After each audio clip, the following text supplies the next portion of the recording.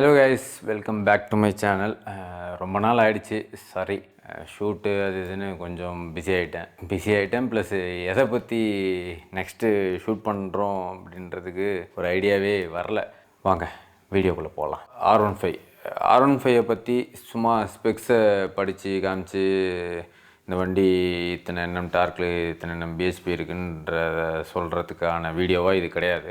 R15யும் என்னோடய எக்ஸ்பீரியன்ஸும் அதை ரிலேட்டடான ஒரு சின்ன ஒரு ஐடியா தான் இந்த வீடியோ. ஸோ ஃபஸ்ட்டு R15 அப்படின்னு ஒன்று ரிலீஸ் ஆச்சு 2008 to 2009 அந்த பீரியடில்.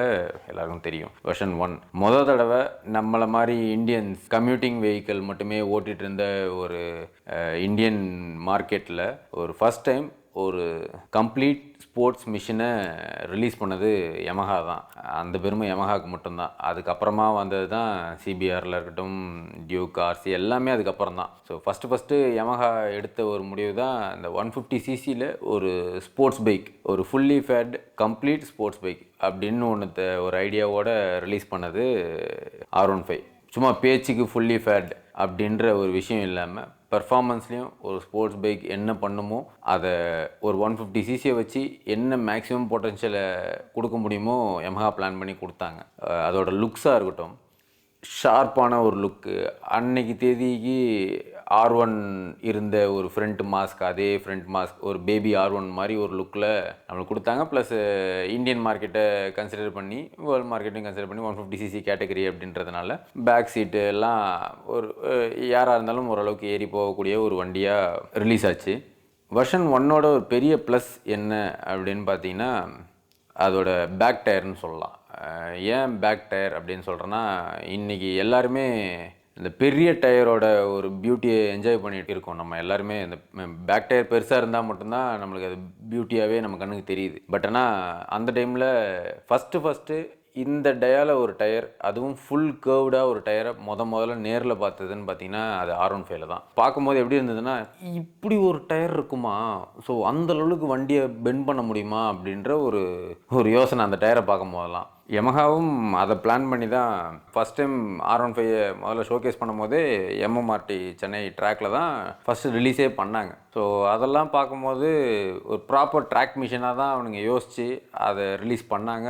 அந்த வண்டியில் அன்னைக்கே ஃபுல் கர்வ்லாம் நீ டவுன் பண்ணி ஓட்டுறதெல்லாம் பார்க்கும்போது அதுக்கு ஏற்ற வண்டி தான் இது அப்படின்ற ஒரு ஐடியா ஃபஸ்ட்டு பார்க்கும்போது, எப்பா இந்த வண்டியில் இது எல்லாமே பண்ண முடியும் போல், இது எந்த ஆல்ட்ரேஷனும் பண்ணாமலே இது அப்படி ஓட்ட முடியும் அப்படின்ற ஒரு ஐடியாவே நம்மளுக்கு அப்போ தான் வந்தது. ரோட்டில் அப்போல்லாம் R15 பார்த்தா ஊரே திரும்பி பார்க்கும். நெக்ஸ்ட்டு தான் மார்க்கெட்டுக்குள்ளே சிபிஆர் வந்தது. அதுக்கடுத்து டியூக் என்ட்ராச்சு. டியூக்லாம் இனிஷியல் ஸ்டேஜஸில் நிறைய பேருக்கு ஃபஸ்ட்டு ரிலீஸ் ஆகும்போது அதோட லுக் நிறைய பேருக்கு பிடிக்கல. அது என்ன பிராண்டுன்றதும் முதல்ல தெரியல. ஸோ கொஞ்சமாக தான் டியூக் பிக்கப் ஆச்சு. பட் சிபிஆர் ரிலீஸ் ஆன வேகத்துக்கு நல்ல சேல் ஆரம்பிச்சது. பட் ஆனால் அதோட ஓவர் ப்ரைஸிங் அப்படின்ற ஒரு கேட்டகரினால சிபிஆர் அந்தளவுக்கு சேல் ஆகலை கம்பேரிட்டிவ்லி R15 கம்பேர் பண்ணும் போது சொல்கிறேன் நான். ஸோ R15 அன்னைக்கு ஆரம்பித்த பிளான் தான் ஒரு 150cc கேட்டகரியில் ஒரு ஸ்போர்ட்ஸ் மிஷின் ஒன்று கொடுக்கணும். பெர்ஃபார்மன்ஸ் ஓரியன்டாகவும் அது டாப் நாச்சாக இருக்கணும், ஹேண்ட்லிங்கும் பக்காவாக இருக்கணும், ப்ரைஸிங்கும் இந்தியன் மார்க்கெட்டுக்கு ஏற்ற ஒரு ப்ரைஸிங்கில் ரிலீஸ் பண்ணணும்னு பண்ணது தான் R15. அது ஒரு பெஸ்ட் டெசிஷன் யமஹா அன்னைக்கு எடுத்தது. இன்றைக்கி வரைக்கும் 150cc R15 விற்கிற அளவுக்கு மற்ற பிராண்டில் இருக்க வண்டி விற்கிதான்னு கேட்டால் எனக்கு புள்ளி விவரமாக கமெண்ட்டில் வந்து சொல்லாதீங்க. நான் ஸ்போர்ட்ஸ் பைக்கில் நான் சொல்கிறேன், 150cc to 200cc சொல்கிறேன் நான். சேல் ஆகுதான்னு கேட்டால் கண்டிப்பாக கிடையாது. அவ்வளோ பேர் R15 விரும்புகிறாங்க, அவ்வளோ பேர் R15 பர்ச்சேஸ் பண்ணுறாங்க. ஸோ வெர்ஷன் 1 ஒரு 3-4 வருஷம் முடிஞ்சு வெர்ஷன் 2 அப்படின்ட்டு ஒரு வண்டி ரிலீஸ் ஆகுது. நிஜமாகவே R15 வெர்ஷன் 2 அப்படின்ற ஒரு வண்டி ஃபஸ்ட் டைம் அதோட ஆடை பார்க்கும்போது, என்னடா இது சீட்டு இந்த ஹைட்டு கொடுத்துருக்குறான் அப்படின்ற ஒரு ஃபஸ்ட்டு யோசனை, வேறு எதுவுமே மைண்டில் இல்லை. பேக் சீட்டு மட்டும்தான் ஒரு ஐ கேச்சிங்கான ஒரு மூமெண்ட்டாக இருந்தது. ஃபஸ்ட்டு V2-வை தடவை அப்படி டிவியில் பார்க்கும்போது, என்னடா இவனுங்க இந்த மாதிரி ஒரு டிசைனில் கொடுத்துட்டானுங்க அப்படின்ற மாதிரி ஒரு யோசனை மட்டும்தான் இருந்தது. வேறு எதுவுமே மைண்டில் இல்லை. அது இன்ஜின் என்ன பெர்ஃபார்ம் பண்ணோம், அதே இன்ஜினா அதை விட வேகம் போகுமா, எந்த யோசனையுமே இல்லை. சேம் அதே மாதிரியே அன்னைக்கு இருந்த R1ஓட லுக் அப்படியே வந்ததுன்னு பார்த்தீங்கன்னா V2ன்னு சொல்லலாம். ஒன்றும் இல்லை, பின்னாடி 2 சைலன்சரை போட்டோன்னா அன்றைக்கி இருந்த R1ஓட லுக்கில் இருக்கிற ஒரு மினி R1 பேபி R1 மாதிரி இருந்தது அன்றைக்கி தேதிக்கு. அதை என்னால் மறக்கவே முடியாது. நான் காலேஜ் ஜாயின் பண்ண புதுசில் என் ஃப்ரெண்டு அஸ்வின், என் கிளாஸ்மேட்டு, அவன் R15 V2 தான் வாங்கினான். அந்த வண்டி எங்களுக்கு எப்படி இருக்கும்னா, அன்றைக்கி ஃபுல் பிளாக்கில் அந்த வண்டி வருதுன்னா ஒரு சூப்பர் ஸ்போர்ட் மிஷின் உள்ளே என்ட்ராகுது. சத்தம் மட்டும் சோர்வைக் சவுண்ட் இல்லைன்னு வைங்க, மற்றபடி அதோட ரைடிங் ஸ்டைல், ரைடிங் போர்ஷன், அந்த வண்டியில் உக்காந்தா நம்மளுக்கு கிடைக்கிற ஒரு எக்ஸ்பீரியன்ஸ் எல்லாமே ஒரு சூப்பர் ஸ்போர்ட் மிஷினை ஓட்டுற ஒரு எக்ஸ்பீரியன்ஸ் நம்மளுக்கு கொடுக்கும்.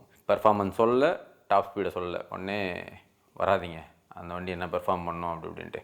150cc அந்த வண்டி பெர்ஃபார்ம் பண்ணுறத வாழ்நாளில் மற்ற கம்பெனி பிராண்டு யோசிக்க முடியாத அளவுக்கு தான் அந்த கம்பெனிக்காரன் அதை செஞ்சு கொடுத்துருக்குறான். எஸ், CBR இருக்குது, CBR 150 இருக்குது, நான் இல்லைன்னு சொல்லலை. பட் இன்றைக்கி அது இல்லை மார்க்கெட்டில், அதுக்காக சொல்கிறேன் நான். மற்ற எந்த பிராண்ட்லேயும் இந்த 155cc கேட்டகரியில் எந்த வண்டியும் இதுக்கு ஈக்குவலாக பெர்ஃபார்ம் பண்ணுதான்னு கேட்டிங்கன்னா கண்டிப்பாக கிடையாதுன்னு தான் சொல்ல முடியும். ஸோ V2க்கு வருவோம். V2 அது ஓட்டும் போது எப்படி தெரியுமா இருக்கும், எனக்கு என் ஃப்ரெண்டோட வண்டி தான் ஓட்டிகிட்ருக்கேன் போதெல்லாம் சொல்கிறேன். அன்றைக்கி நான் RX, அப்போல்லாம் நான் RX வாங்கிட்டேன், RX ஓட்டிகிட்ருக்கேன். என் ஃப்ரெண்டு V2 வாங்கியிருந்தான். அந்த வண்டியை ஓட்டாத ஓட்டே இல்லை. என்ன சொன்னாலும் கேட்கும். எதை சொல்ல வரேன்னா, நம்ம என்ன மைண்டில் நினைக்கிறோமோ அந்த வண்டி அதுக்கு ஒத்துழைக்கும். ஸ்ட்ரைட்டாக போகிற வண்டி இப்படி மடிக்கணுமா, வண்டி மடியும். ஷார்ப்பாக டேர்ன் பண்ணணும்னு நினைக்கிறோமா, ஷார்ப்பாக டேர்ன் பண்ணும். ப்ளஸ் இனிஷியல் ஸ்டேஜஸில் யாருக்கும் அந்தளவுக்கு எக்ஸ்பீரியன்ஸ் இல்லை எங்களுக்கெல்லாம். ஸோ எப்படி சொல்கிறது, எடுத்த வேகத்துக்கே அந்த அளவுக்கு ரைடிங் ஸ்டைல் இருக்கிற ஒரு வண்டியை ஓட்டி பழக்கம் இருக்கா, அந்தளவுக்கு ஓட்டி பழக்கம் இருக்கான்னு கேட்டிங்கன்னா கண்டிப்பாக கிடையாது. அது எல்லாத்தையும் எங்களுக்கு கற்றுக்க வச்சதே R15 தான் சொல்ல முடியும். அது R15ஓட ஒரு பெரிய ப்ளஸ்ஸுன்னே சொல்லலாம். எல்லா R15மே சொல்கிறேன். எதை சொல்கிறேன்னா, ஓட்ட தெரிஞ்சவங்க மட்டும்தான் அந்த வண்டியை ஓட்டணும் அப்படின்ற ஒரு விஷயம் கிடையாது. நீங்கள் அந்த வண்டியில் பழகிக்கலாம். நீங்கள் ப்ரோ ரைடராக இருந்தாலும் அந்த வண்டியை ஓட்டலாம், பிகினர் ரைடராக இருந்தாலும் அந்த வண்டியை ஓட்டலாம். அந்த வண்டி நம்மளை ஹேண்டில் பண்ண முடியாத ஒரு வண்டியாக இருக்காது. நம்ம நினைக்கிறத அந்த வண்டி பண்ணும். நம்மளுக்கு தெரியாததை நம்ம தெரியாமல் ஒரு தப்பு பண்ணிட்டோம், ரொம்ப பெண்ட் அடிச்சிட்டோம் அப்படின்னா விழுந்துட மாட்டோம், ஈஸியாக கார்னர் எடுத்துகிட்டு போகும். அந்த மாதிரி ஒரு சேஸஸில் டிசைன் பண்ணி வந்த ஒரு வண்டி தான் R15 V2. V2 ஜாலியாக ஓட்டிகிட்டு இருந்தோம், காலேஜெலாம் முடிஞ்சது, அப்படியே போயிட்டு இருந்தது லைஃப்பும். V3 அப்படின்ட்டு ஒரு வண்டி ரிலீஸ் ஆகுது. கிளிம்ஸ் ட்ரைலர்லாம் பார்த்துட்டு நிச்சயமாகவே மிரண்டோம். அந்த லுக் என்ன சொல்கிறது. V3 ஃபஸ்ட்டு அதோட ஃப்ரண்ட் அந்த லுக்கை பார்த்துட்டு, டேய் என்னடா டிசைன் பண்ணுறீங்க எப்பா அப்படின்ற மாதிரி ஒரு ஃபீல் எனக்குலாம். எப்படி ஒரு Yamaha ஒரு ப்ராப்பர் ஒரு ஸ்போர்ட்ஸ் மிஷினு டிசைனில் எந்த குறையுமே இல்லாமல் அடுத்தடுத்த வெர்ஷனில் அப்கிரேடு மட்டும்தான் பண்ணிட்டு போயிட்டுருக்கானுங்க அப்படின்றதெல்லாம் எனக்கு ரொம்ப ஆச்சரியம். நிறைய பிராண்ட்லாம் நெக்ஸ்ட் வேரியண்ட்டில் ஏதோ அப்கிரேட் பண்ணுறேன்னு சொதப்புவானுங்களே தாண்டி அதை விட பெட்டரான ஒரு வேரியண்ட் கொடுத்துருக்காங்களான்னு கேட்டால் நிறைய பேருக்கு அது பிடிக்கிறதில்ல. அதே R15 அப்படி கிடையாது. ஃபஸ்ட்டு வெர்ஷன் பார்த்து பிடிச்சவங்களுக்கு வெர்ஷன் 2 பிடிக்கும், வெர்ஷன் 2 வச்சுருந்துக்கவங்களுக்கு வெர்ஷன் 3 பிடிக்கும், வெர்ஷன் 3 பிடிக்கிறவங்களுக்கு வெர்ஷன் 4 பிடிக்கும். எல்லாமே ஸ்பெக்காகவும் அப்கிரேடு, லுக்காகவும் அப்கிரேடு, எல்லாமே அப்கிரேடு அப்படின்றது தான் R15ஓட ஒரு லைனேஜே. ஒரு அப்கிரேட் நெக்ஸ்ட் வெர்ஷன் அப்படின்னா அது அப்கிரேடாகவே ரிலீஸ் பண்ணிகிட்டு இருக்கிறது தான் Yamaha R15 அப்படின்னு சொல்லணும். வெர்ஷன் 3க்கு வருவோம். VVA அப்படின்ற ஒரு விஷயம் ஃபஸ்ட் டைம் வருது. VVA ஃபஸ்ட்டு வரும்போது நான் CBRலாம் ஓட்டியிருக்கோம். ஸோ CBRல already VVA kind of same technology இருக்குது. ஸோ ஒரு 5000 6000 RPM மேலே வண்டியோட சவுண்டே வேறு மாதிரி இருக்கும், வண்டியும் வேறு விதமாக பெர்ஃபார்ம் பண்ணும் CBR. ஸோ அது எனக்கு ஆல்ரெடி ஐடியா இருந்தது.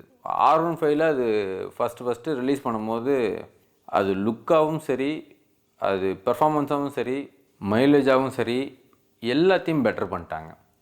40+ மைலேஜ், அதெல்லாம் என்னால் நம்பவே முடியல.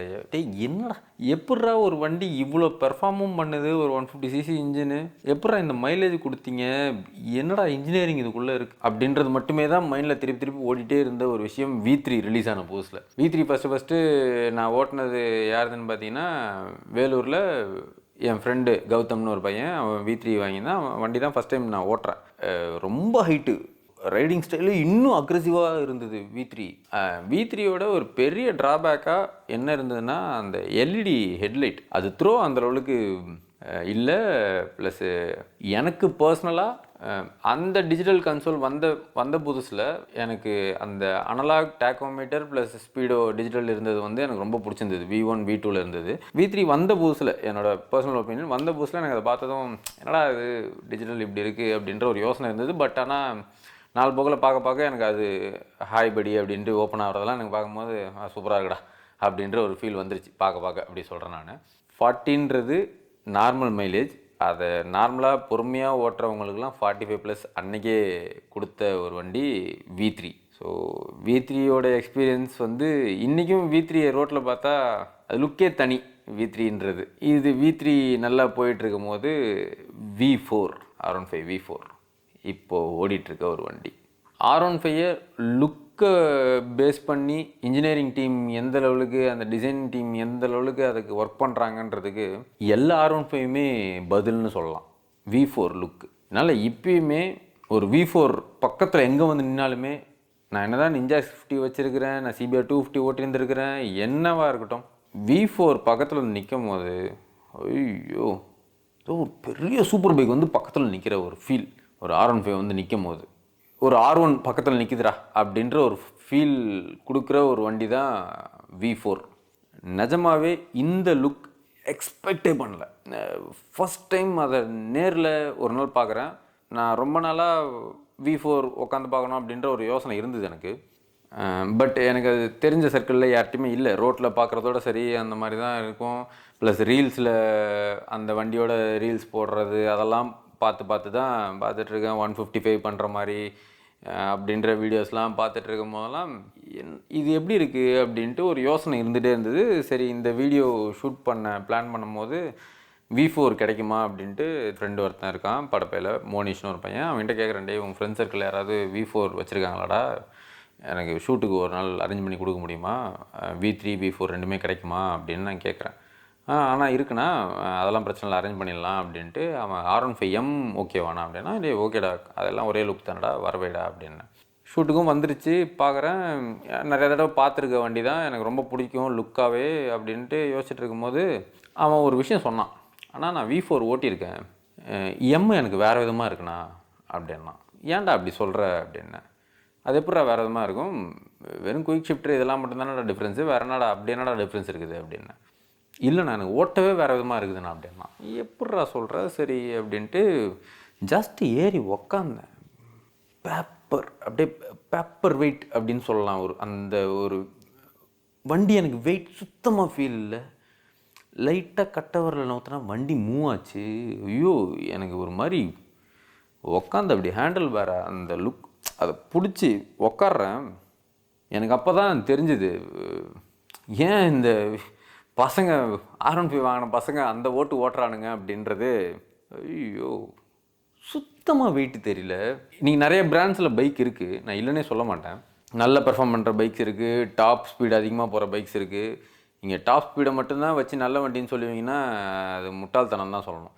ஒரு வண்டி பெர்ஃபார்ம் பண்ணுற விதம்னு ஒன்று இருக்குல்ல, எவ்வளோ அஜைலாக இருக்குது, அந்த வெயிட் டிஸ்ட்ரிபியூஷன் எப்படி ட்ராவல் ஆகிருக்கு, எவ்வளோ ஷார்ப்பாக நம்மளால் அந்த வண்டியை ஹேண்டில் பண்ண முடியும் அப்படின்றதெல்லாம் இருக்குது. சும்மா டாப் ஸ்பீடை கட்டின்னு அழுகுறவனுங்கிட்டலாம் நம்மளால் இதை உட்காந்து பேசவே முடியாது. என் வண்டி இவ்வளோ டாப் ஸ்பீடு போகும், என் வண்டி இவ்வளோ டாப் ஸ்பீடு போகும்னா, டாப் ஸ்பீடு போகும்னா 1000cc பைக் வச்சுருக்கான் அவனும் வந்து சொல்லுவான் என் வண்டி இவ்வளோ டாப் ஸ்பீடு போகும்ட்டு. டாப் ஸ்பீடை வச்சு இங்கே ஒரு விஷயத்த சொல்லக்கூடாது. சிசியை வச்சும் மேபி இப்போ கம்பேரிசன் போயிட்டுருக்குது. 150cc 200cc king, 390cc king அப்படி இப்படின்னு எல்லாருமே ஒரு வண்டியை டிஃபைன் பண்ணி சொல்லிக்கிட்டே இருக்கும். பட் ஆனால் ஒரு R15 சேஸோட டிசைன்லேருந்து, அந்த வெயிட் டிஸ்ட்ரிபியூஷன்லேருந்து, அந்த ரைடிங் பொசிஷன்லேருந்து எல்லாமே நான் சொல்கிறேன். ஒரு பெஸ்ட் இன்ஜினியர்டு ஒரு வண்டி அப்படின்னா அதை நான் R15 சொல்லுவேன். உக்காந்து பார்த்தேன் நான், லிட்ரலாக சொல்கிறேன்.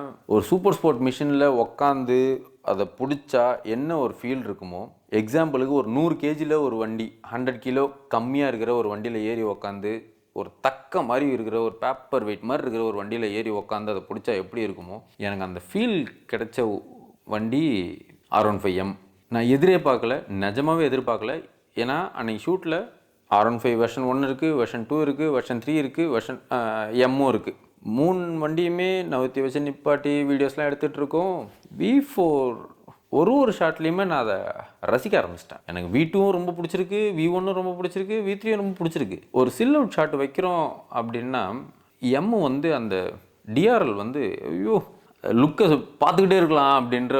ஏன்னா எல்லாருமே புதுசாக வர வண்டியை பார்த்து புதுசாக வர வண்டியோட லுக்ஸ் வந்து ரொம்ப பிடிக்க ஆரம்பிக்குது. இப்போ V4 அதிகமாக பார்க்கறதுனால V4ஓட லுக் எல்லாமே இப்போ இருக்கிற கரண்ட் ஜென்ரேஷன் சூப்பர் பைக்ஸோட லுக்கில் இருக்கிறதுனால எனக்கு V4ஓட லுக் ரொம்ப பிடிச்சிருக்கு அப்படின்றது மட்டும் தான் சொல்கிறேன் நான். இதில் யமஹாவுக்கு இங்கே அந்த மார்க்கெட் இருக்குது. அவன் நினச்சானா இந்த R3-யை ப்ராப்பரான ஒரு அப்டேட்டட் டிசைனில் அப்டேட்டட் எலக்ட்ரானிக்ஸோட ஒரு வண்டி ரிலீஸ் ஆகுது, ப்ராப்பர் ப்ரைஸிங்கோட R15 ப்ரைஸிங் மாதிரியே ஒரு R3க்கும் ஒரு டீசெண்டான ஒரு ப்ரைஸோடு ரிலீஸ் பண்ணாங்கன்னா, நல்ல டிசைன் நல்ல எலக்ட்ரானிக்ஸோட ரிலீஸ் பண்ணாங்கன்னா, இன்றைக்கி பேசிகிட்டு இருக்கிற மற்ற பிராண்டில் இருக்க பெரிய வண்டிலாம் ஒரு நிமிஷம் பயப்படுவானுங்க. அதுதான் யமஹாவோட ஒரு ஒரு இன்ஜினியரிங் ஒரு டிசைன் லுக்கில் இருக்கிற ஒரு கெத்தான ஒரு விஷயம்னே சொல்லலாம். இன்றைக்கி அவனுங்கிட்ட அந்த வண்டியை ரிலீஸ் பண்ணி தொலைய மாட்டேன்றானுங்க பைத்தியக்காரனுங்க. ஏன் அப்படி பண்ணுறானுங்கன்னே தெரில. ஒரு 2021 டிசைன் பண்ண R3-யை குளோபல் மார்க்கெட்டில் ரிலீஸ் ஆன R3-யை இன்றைக்கி இந்தியாவில் விற்கணும் அப்படின்ற மைண்ட் செட்டுக்கு வந்துட்டுருக்கானுங்க. இந்த வீடியோவோட விஷயம் என்ன விஷயம் பேசலான் இருந்தேன்னா, ஏன் R15 அப்படின்னு கேட்டிங்கன்னா, நம்ம நினைக்கிற மாதிரி அந்த வண்டியை ஓட்ட முடியும். பொறுமையாக ஓட்டணுமா அந்த வண்டி பொறுமையாக ஓடும். மைலேஜுக்காக ஓட்டுறோமா மைலேஜுக்காக ஓடும். அக்ரெசிவாக ஓட்டணும்னு நினைக்கிறோமா அக்ரெசிவாக ஓட்டலாம். இந்த டாப் ஸ்பீடுக்குள்ளே நான் வர விரும்பல. 155 பண்ணுதா என்னை பொறுத்த வரைக்கும் அது பெஸ்ட். அது பண்ணலனாலும் நான் அதை பற்றி யோசிக்க மாட்டேன். ரேஸுக்கு ஓட்டுற வண்டியில் எடுத்துகிட்டு வந்து பேசுகிறோன்னா, ட்ராக் ரேஸில் ஒரு R15 டியூன்டு R15 190 பண்ணும். இது என்ன சொல்ல முடியும், 190 ப்ளஸ் பண்ணும். ஸோ ஒரு டியூன்டு R15ஆல் அதை பண்ண முடியும். ஸோ டாப் ஸ்பீடு கேமுக்குள்ளெல்லாம் அது சும்மா ஒரு முட்டாள்தனமான ஒரு பேச்சுன்னு சொல்லலாம், அவ்வளோதான். என்னை பொறுத்த வரைக்கும் ஒரு காலேஜ் படிக்கிற பையனை ஒரு ஃபஸ்ட் டைம் ஒரு வண்டி வாங்கணும்னு நினைக்கிறவன், ஆனால் எனக்கு ஸ்போர்ட்ஸ் பைக்குன்றது ரொம்ப விருப்பம், நான் ஒரு வண்டி வாங்கலான் இருக்கேன், எந்த வண்டி நான் போட்டோம் அப்படின்னு என்கிட்ட கேட்குறான் அப்படின்னா, நான் ஃபஸ்ட்டு கண்ணை மூடிட்டு சொல்கிற ஒரே வண்டி அது R15 மட்டும்தான் இருக்கும். பிகினருக்கு எடுத்து ஓட்ட கற்றுக்கிறான், அப்போ தான் அவன் ஸ்போர்ட்ஸ் பைக்குள்ளேயே இறங்குறான் அப்படின்னா, என்னை பொறுத்த வரைக்கும் ஒரு R15 அவன் எல்லாத்தையும் கற்றுக்க முடியும்.